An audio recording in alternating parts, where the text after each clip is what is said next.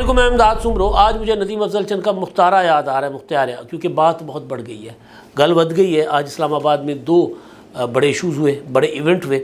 ایک تو press conference تھی اور دوسرا سماعت۔ تو دونوں کا آپس میں گہرا تعلق تھا، سماعت کا بھی اور پریس کانفرنس کا بھی۔ اس پر ایک ولاگ میں کر چکا ہوں جو ٹوٹل پریس کانفرنس پر تھا، لیکن پریس کانفرنس میں ایک نقطہ جو میں نے اس ولاگ کے لیے بچا کر رکھا ہوا تھا، اس پر میں نے اس ولاگ میں بات کرنی ہے۔ اور پھر جو سماعت تھی اس سماعت پر بھی، کیونکہ وہ سماعت جو ہے وہ اعلان کے مطابق کل آخری ہوگی اور اس کے بعد فیصلہ ہوگا۔ معاملہ ملٹری کورٹس کا ہے اور ملٹری کورٹس جو ہے وہ 9 مئی کے واقعات پر بنی ہے۔ 9 مئی کے واقعات کے لیے فوج بار بار یاد کرا رہی ہے کہ ہم 9 مئی کسی کو بھولنے نہیں دیں گے، نہ خود بھولیں گے، نہ کسی کو بھولنے دیں گے، نہ منصوبہ سازوں کو معاف کیا جائے گا، نہ سہولت کاروں کو معاف کیا جائے گا۔ تو ظاہر ہے سہولت کاری کا تو میں نے آپ کو پچھلے ولاگ میں بتا دیا تھا کہ کوڈ کس کے لیے استعمال کیا جا رہا ہے، کس کو سہولت کار کہا جا رہا ہے، کس کے لیے کہا جا رہا ہے کہ چاہے وہ کہیں بھی بیٹھے ہوں، کسی بھی پوزیشن پہ ہوں اور کسی بھی حیثیت میں بیٹھے ہوں اور کسی بھی ادارے میں کیوں نہ بیٹھے ہوں، ان کے خلاف آئین کے مطابق کارروائی ہوگی۔ تو ظاہر ہے آئین کے مطابق کارروائی سہولت کاروں کے خلاف ہوگی۔ تو سہولت کاری کے کئی طریقے ہیں۔ اور پھر ساتھ ساتھ ایک اور چیز کہی گئی پریس کانفرنس میں۔ ایک تو یہ بتایا گیا کہ جناب ہم نے اپنے جرنیلوں کو بھی نہیں بخشا۔ ایک لیفٹیننٹ جنرل، ظاہر کور کمانڈر لاہور، جن کو نوکری سے ہٹا دیا گیا، برخاست کر دیا گیا۔ 3 جو ہے وہ میجر جنرل، 7 بریگیڈیئر سمیت 15 افسران کے خلاف جو ہے وہ ایکشن ہوا ہے، کارروائی ہوئی ہے، ثبوتوں کی بنا پر کارروائی ہوئی ہے۔ تو اب جب یہ پیغام سیدھا سیدھا تھا، سہولت کار جس کو سمجھا جاتا ہے یا جو لگتا ہے کہ سہولت کار ہے ان کے لیے، مگر معاملہ اس سے بھی کہیں آگے گیا۔ پھر اشارہ ایک واضح ایک اور بات کی گئی، ظاہر ہے وہ کسی طرف اشارہ تھا، بات واضح تھی لیکن اشارہ تھا، اور جو بھی واضح تھا وہ یہ کہ جی ہمارے سابق 4 اسٹار جنرل کی نواسی، سابق نہیں کہا، 4 اسٹار جنرل کی نواسی، یعنی جنرل آصف نواز جنجوہ کی نواسی خدیجہ شاہ، وہ گرفتار ہیں۔ ایک جرنیل کی بیگم گرفتار ہیں، ایک جرنیل کے داماد گرفتار ہیں۔ اب یہ بڑا کمال قسم کا ہے اپنا اشارہ، ایک کی نواسی، ایک کی بیگم، ایک کا داماد۔ اب آپ ذرا چیک کریں کہ جرنیل جو عمران خان صاحب کو اندر سے سہولت کاری کر رہے تھے، یا اس دن انہوں نے جانے انجانے میں غفلت برتی اور 9 مئی میں کو توڑ پھوڑ جو ہے اس کو نہیں روکا گیا۔ ایک اس کے اوپر بات ہو رہی ہے۔ اس کے اوپر ایک سوال یہ بھی اٹھ رہا ہے کہ اگر آپ لوگوں نے ریسٹرین شو کیا تھا فوج کے لیے، سوال پریس کانفرنس میں بھی ہوا تھا کہ اگر آپ کہہ رہے ہو کہ جی ہم نے فوری ری ایکشن اس لیے نہیں دیا کیونکہ عمران خان صاحب چاہتے تھے کہ خون ریزی ہو اور وہ اپنا ناپاک عزائم جو ہیں وہ فوج کے خلاف اس میں کامیاب ہو جائیں، تو اگر آپ نے ریسٹرین شو کیا تھا تو پھر افسروں کو کیوں سزائیں دی گئی ہیں؟ تو انہوں نے تو ادھر کہا کہ جناب غفلت اور کیا ہوتا ہے ارادی اور غیر ارادی طور پر جنہوں نے غفلت برتی تو ان کے خلاف کارروائی ہوئی ہے۔ لیکن ہوتا ہے بعض اوقات، میرا خیال ہے انہوں نے سیدھا یہ جواب دینا مناسب نہیں سمجھا ہوگا یا نہیں دے پائے، کہ ایک چیز جو مسلسل انٹیلیجنس رپورٹس تھیں کہ خان صاحب اندر سے بغاوت پیدا کرنے کی کوشش کر رہے ہیں۔ یہ بات کی گئی کہ جی فوج کے اندر سے، ایک تو عمران خان صاحب کہ یہ جو 9 مئی کا حملہ ہوگا، لوگ کور کمانڈر ہاؤس یا جو تنصیبات ہیں ان پر حملہ کریں گے، ادھر سے شدید رد عمل آئے گا، فوج کا فوری ری ایکشن آئے گا، تو اس کے بعد پھر اس کو استعمال کیا جائے گا۔ استعمال کس لیے کرنا تھا؟ فوج کے اندر سے بغاوت کروانی تھی۔ تو ظاہر ہے ایک تو میرا خیال ہے یہ بھی ہوگا کہ اپنے اندر سے جو لوگ ہیں ان کو ایکسپوز کرنے کے لیے بھی شروع میں ریسٹرینٹ شو کیا گیا ہوگا، یا ان کو بھی دیکھا گیا ہوگا کہ وہ خود سے ایکشن لیتے ہیں کہ نہیں لیتے۔ جس طرح کور کمانڈر لاہور جب پتہ چلا تھا GHQ میں کہ یہ سارا کچھ ہو گیا ہے، تو پوچھا گیا کہ جناب یہ روکا کیوں نہیں گیا؟ تو پھر بتایا گیا کہ جی وہ کور کمانڈر صاحب نے منع کیا تھا کہ اپنے لوگ ہیں آنے دیں۔ تو پھر اسی وقت کہا گیا تھا، اور کہتے ہیں ساحر شمشاد صاحب نے کہا تھا کہ جی اب یہ کور کمانڈر نہیں ہے، ان کے احکامات نہیں مانے جانے، کیونکہ آرمی چیف غالباً قطر میں تھے اس وقت۔ تو ایک تو یہ جو سوال ہوا تھا تو اس کا ایک حصہ اس طرح، کیونکہ یہ بات ہم کئی بار رپورٹ کر چکے ہوئے ہیں، تو DGISPR نے جو بات کہی ہے یا جو نہیں کہی، بوجہ نہیں کہی، وہ یہی ہوگی کہ بھئی ہم تو اپنوں کو بھی آزما رہے تھے نا کہ وہ کیا کر رہے ہیں، کتنے ملوث ہیں۔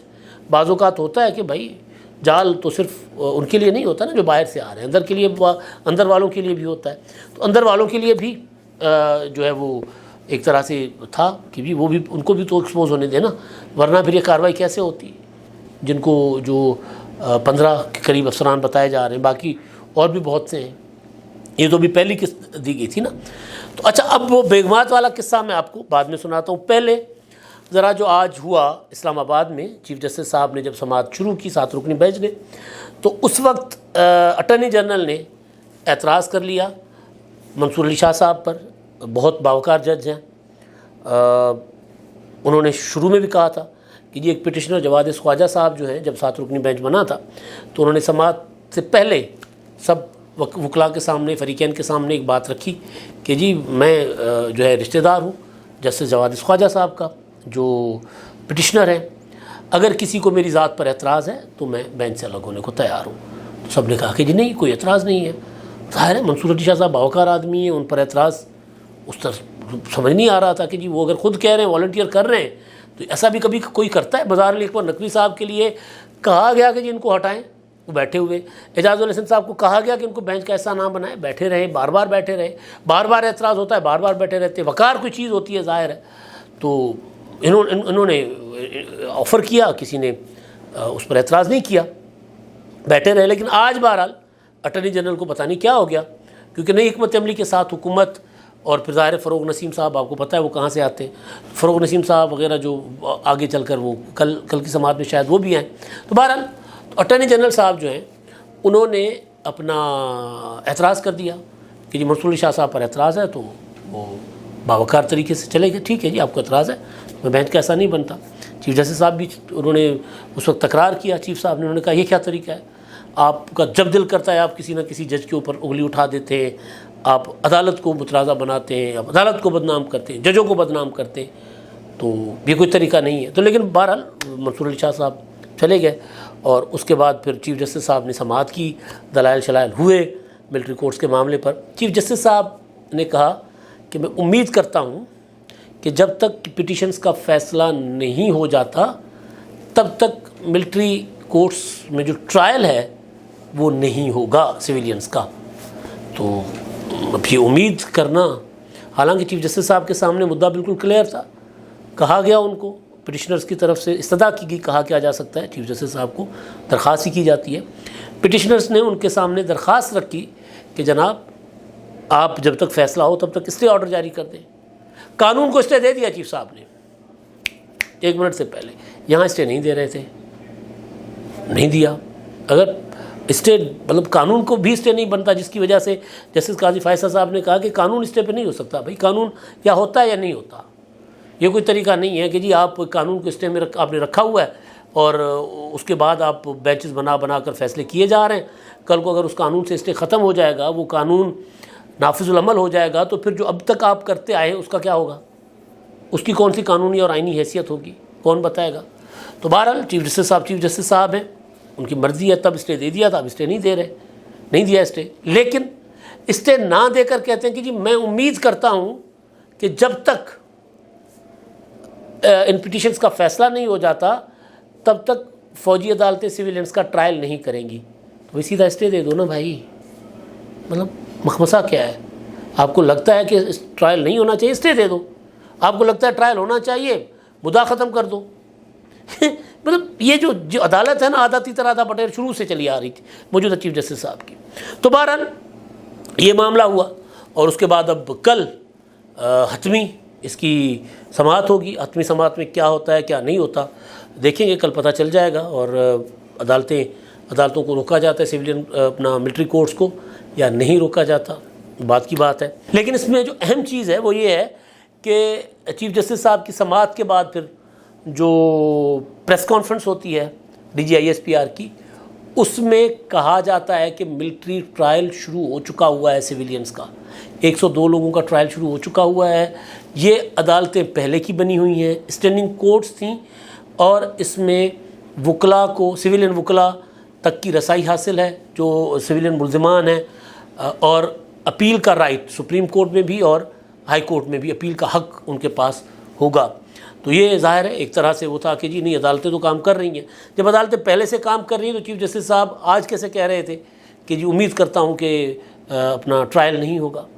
یہ میں وہی بات کر رہا ہوں نا کہ اسٹے دے دیتے تھے۔ بہرحال اچھا، اب اس پریس کانفرنس کا، DGISPR کی پریس کانفرنس کا جو امپورٹنٹ حصہ جو میں نے اس ولاگ کے لیے رکھا ہوا تھا، اس کا تعلق آڈیو لیکس کے ساتھ ہے۔ وہ آڈیو لیکس جن کی تحقیقات چیف جسٹس صاحب نے روک دی تھی۔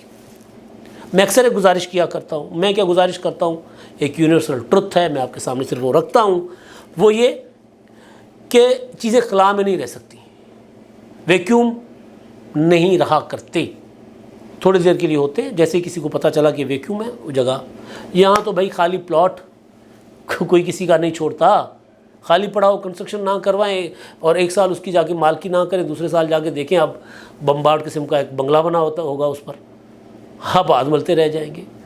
چیزیں خالی نہیں چھوڑی جا سکتی، سسٹم کے اندر تو بالکل بھی نہیں چھوڑی جا سکتی۔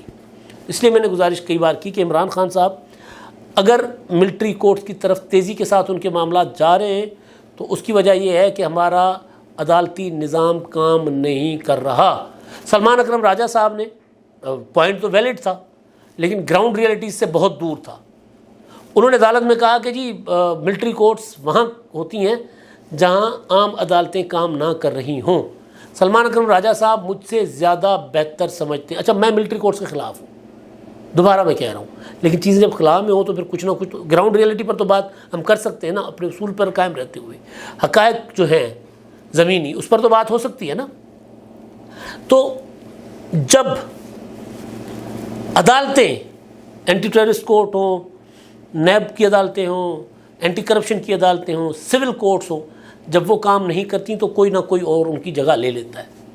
لاہور میں چند سال پہلے ایک کالعدم جماعت، انہوں نے اپنی کورٹس قائم کر دی تھیں۔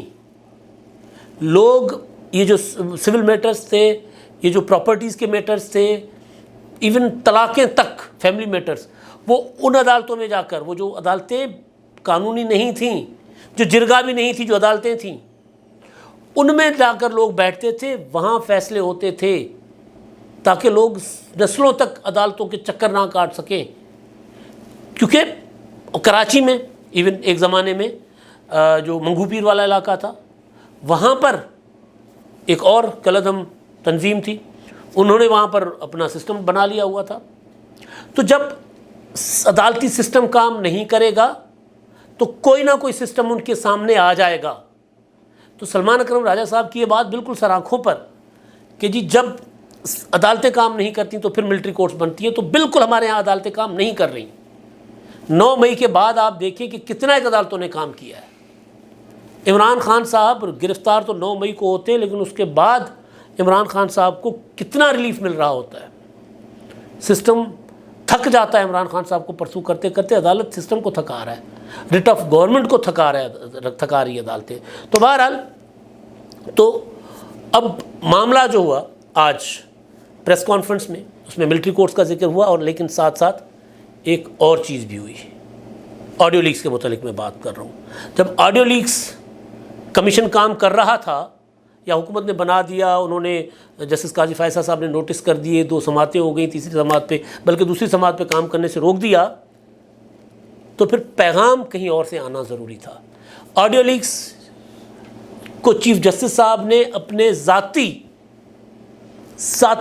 وجوہات پر کام کرنے سے روکا یا ذاتی مفادات پر کام کرنے سے روکا، جس کا جسٹس قاضی فائصہ صاحب نے لکھا کہ جی آپ نہیں روک سکتے کیونکہ اس میں آپ کا ذاتی مفاد ہے، کیونکہ اس میں آپ کی ساس محترمہ کی آڈیو کے اوپر بھی تحقیق اور تفتیش ہونی ہے۔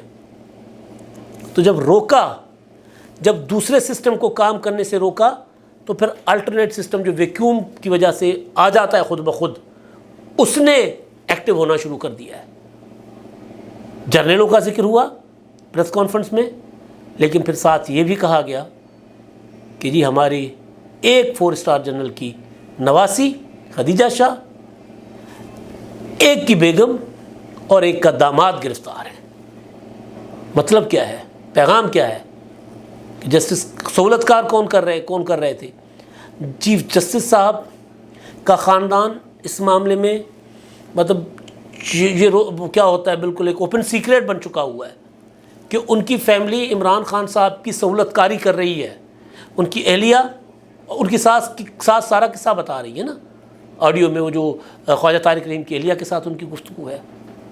لاہور ہائی کورٹ کے چیف جسٹس کے داماد، سگنلنگ چیک کریں آپ، کوڈ ڈیکوڈ کرتے ہیں نا، لاہور ہائی کورٹ کے چیف جسٹس کے داماد علی افضل شاہی، جن کے لیے محمد خان بھٹی نے کہا کہ جی یہ عمران خان کے لیے بینچ مینیج کرتے ہیں، 15 ارب کے کیا ہوتا ہے پیپر ورک، پتہ نہیں کیا، ان پیپر ٹھیکے جو ہوتے ہیں وہ ان کو دیے پرویز الہی صاحب نے، اور ان کے ذریعے پھر بینچ مینیج ہوتے ہیں۔ پھر اعجاز الحسن صاحب کا نام آیا، تو چیف جسٹس صاحب کے فیملی کا نام آتا ہے، ان کی بیگم صاحبہ کا نام آتا ہے، ان کی بیٹیوں کا نام آتا ہے، لاہور ہائی کورٹ کے چیف جسٹس کے داماد کا نام آتا ہے۔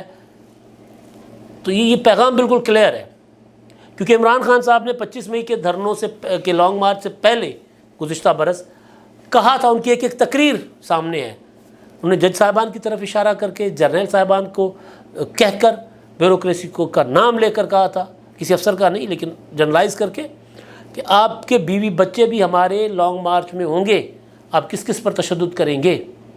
تو یہ پیغام بڑا واضح ہے کہ اگر ہم جرنیلوں کی بیگم گرفتار ہو سکتی ہے کسی کی نواسی گرفتار، کسی کا داماد گرفتار ہو سکتا ہے، تو پھر یہ نہیں ہو سکتا کہ 9 مئی کرنے والے عمران خان صاحب کا ساتھ دینے والے، یا 9 مئی کو آس پاس کہیں بھٹکنے والے کسی تنصیبات کے، کسی جج کی اگر بیگم ہے، کسی کی اگر بیٹی ہیں، کسی کا اگر داماد ہے اور کوئی اور قریبی رشتہ دار ہے، تو اگر آپ سمجھتے ہو کہ ہم ان کو بخش دیں گے، ایسا نہیں ہوگا۔ ہم پہلے بھی آپ کو گزارش کر چکے ہوئے ہیں کہ یہ چیزیں، فائلیں بنی ہوئی تھیں کہ کون کون سے جج صاحب کے جو ہے وہ کس طرح ان کے اہل خانہ کہاں چیزوں میں ملوث ہیں، ان معاملات کو لے کر، کہ وہ کہا گیا کہ جناب دیکھیں ہم ان معاملات ادھر نہیں جا رہے، لیکن لگ رہا ہے کہ وہ اس طرح کہا جانا جو ہے وہ کام نہیں آیا، تو لہٰذا بڑا کھل کر واضح اشارہ دے دیا گیا۔ اب تک کے لیے اتنا ہی، اللہ حافظ۔